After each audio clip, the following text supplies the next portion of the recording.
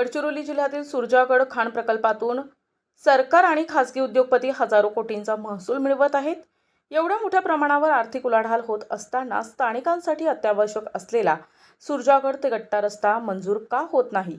स्थानिक नागरिकांसाठी गरजेचा असलेला हा रस्ता PWD निधी अभावी पुढे नेता येणार नाही असं सांगत आहे.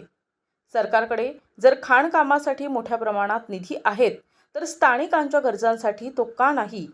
ही विकास विरोधी आणि लोकविरोधी भूमिका आम्ही सहन करणार नाही. उपकार्यकारी अभियंता सार्वजनिक बांधकाम विभाग आलापल्ली यांनी भाकपला पाठविलेल्या पत्रात सांगितले की मागील वर्षी हा सदर रस्त्याचे काम प्रस्तावित करण्यात आले, परंतु मंजुरी मिळाली नाही.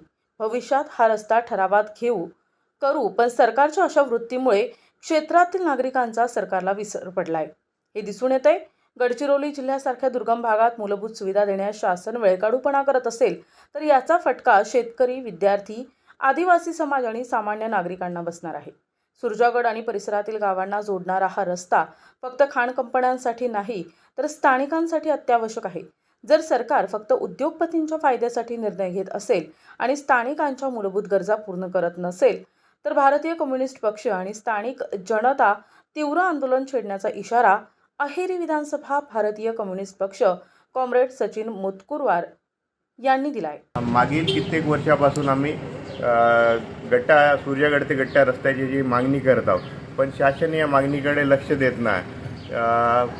काही दिवसाआधी आम्हाला बांधकाम विभागचे पत्र मिळालं. त्या पत्रात बांधकाम विभागचे म्हणणं होतं की मागील वर्षी त्यांनी प्रयत्न केला पण त्यांना निधी अभावी रोड बांधता नाही आला. पुढील अर्थसंकल्पात रोड बांधू.